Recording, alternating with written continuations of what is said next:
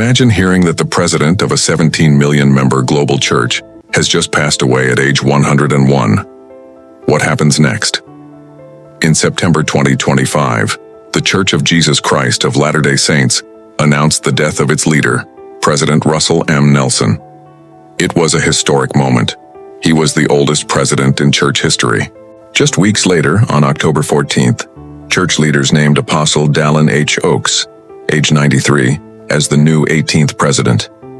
In this video, we'll explain how Mormon succession works, highlight President Nelson's legacy, and introduce President Oaks, all with a focus on clear facts and context. Before we begin, welcome to Solvanae. If you're new here, hit that subscribe button. We post deep dive educational videos on world events and you won't want to miss our future coverage. Now let's unravel this unique leadership transition step by step. When an LDS Church president dies, the transition is carefully planned and follows long-standing tradition. The first presidency dissolves immediately after the president's death, and the quorum of the 12 apostles becomes the temporary governing body. The senior apostle, the one who has served the longest, leads this interim period. For nearly a century, the rule has been simple. The longest-serving apostle becomes the next president. President Nelson himself once said that when he became president, there was no mystery, because the pattern was already established. Here's how it happened step by step. Immediately after the president's death, the first presidency is dissolved. The most senior apostle, in 2025, that was Dallin H. Oaks, calls a meeting with the other 11 apostles. They pray, discuss, and by common consent, ordain and sustain the senior apostle as the new church president. Historically, this process takes only days. In this case, President Nelson died on September 27th, and by October 14th, Dallin Oaks was announced as the new president. In earlier centuries, transitions could take months or even years. During this short interim, the quorum of the 12 acts as the governing council, a period sometimes called an apostolic interregnum. On October 14th, the apostles formally reorganized the new first presidency under President Oaks. Because this system is based on seniority, church members usually know who the next leader will be. Oaks and Nelson were both ordained apostles on the same day in May 1984, but Oaks was born earlier, making him the elder and next in line. So while this transition was historic, it wasn't unpredictable. As one observer put it, Dallin Oaks brought his legal expertise to the church's highest office simply by being the senior apostle. Which part of this process surprised you the most? Did you expect the senior apostle to automatically become president? Let me know in the comments below. Before looking at the new president, let's reflect on President Nelson and why his passing was so significant. A heart surgeon turned church leader, he had a remarkable life of service. At his death, he was 101 years old, the oldest LDS president in history. He was called as an apostle in 1984 and became church president in January 2018. His presidency was defined by global ministry and profound change. In total, he visited 32 countries and U.S. territories as church president, a remarkable effort for a man in his 90s and beyond.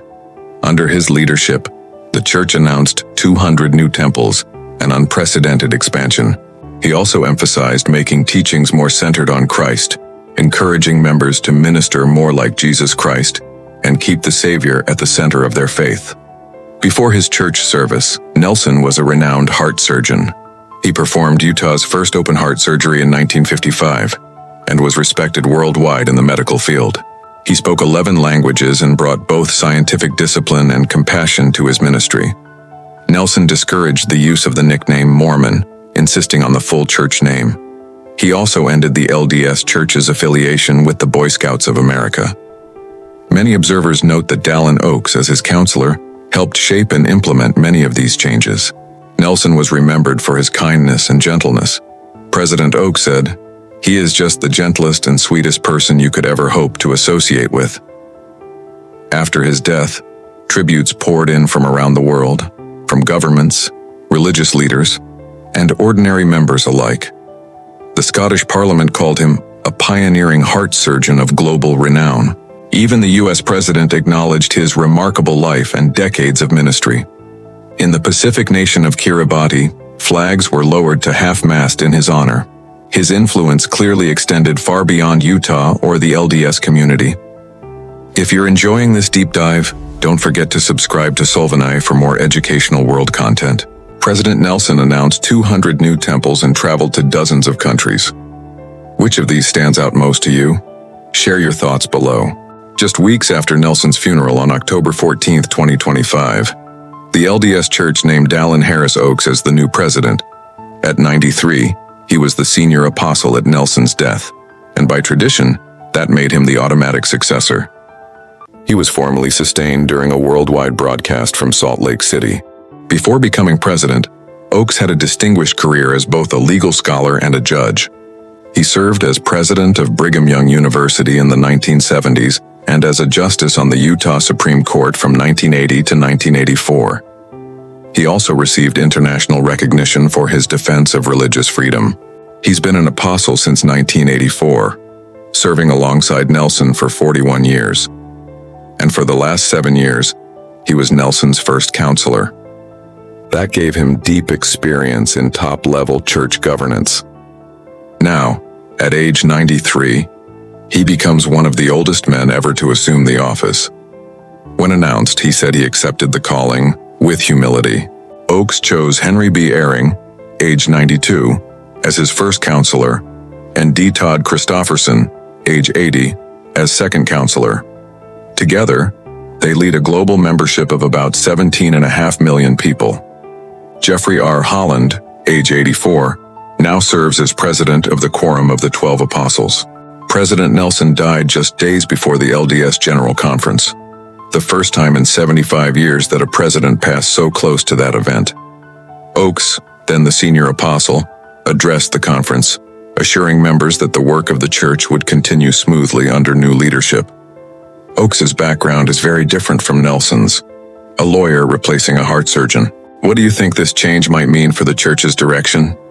Let us know in the comments. This leadership change was both historic and deeply meaningful for millions of church members. For believers, it's a moment of mourning and renewal. For outsiders, it's a fascinating look at how a major religion manages change with unity and precision. Unlike other religious groups where leadership might be contested or voted upon, the LDS process is predetermined by seniority. That's why Oaks was chosen without any controversy. The decision was already built into church structure. Transitions are marked by unanimity and continuity, not competition. Analysts say Oaks is likely to continue Nelson's direction. He helped craft recent initiatives like emphasizing the church's full name and distancing from the Boy Scouts. Projects such as temple construction and the Salt Lake Temple renovation will continue as planned. News outlets and social media quickly spread the story. Videos of Latter-day Saints reacting to Nelson's death and Oaks's succession trended online. For millions of members, it was both a time to grieve and to reaffirm their faith. For observers, it was a rare glimpse of how a modern church navigates leadership change without politicization. Here are key factors. Number 1. Russell M. Nelson served as president from 2018 to 2025 and passed away at age 101. Number 2. He announced 200 new temples and visited 32 countries during his presidency. Number 3. The LDS Church has about 17 to 17.5 million members worldwide. Number 4. Dallin H. Oaks, age 93, became the 18th president on October 14, 2025. Number 5. By established tradition, the senior apostle always becomes the next church president. In summary, the LDS Church's 2025 leadership transition was historic yet perfectly orderly. President Nelson's passing at 101 closed a remarkable chapter of growth and global outreach. Within weeks, Apostle Dallin Oaks, a longtime counselor and legal scholar, stepped forward as the new president, following the church's established pattern. This peaceful, structured process has drawn global attention as an example of continuity in faith leadership. Thank you for watching this deep dive. If you found this video informative, please subscribe to Solvanae and give it a thumbs up. And don't forget to share your thoughts below. What surprised you about this story? How do you think President Oaks will lead the church in the years ahead? Until next time, thank you for learning with us here at Solvanae.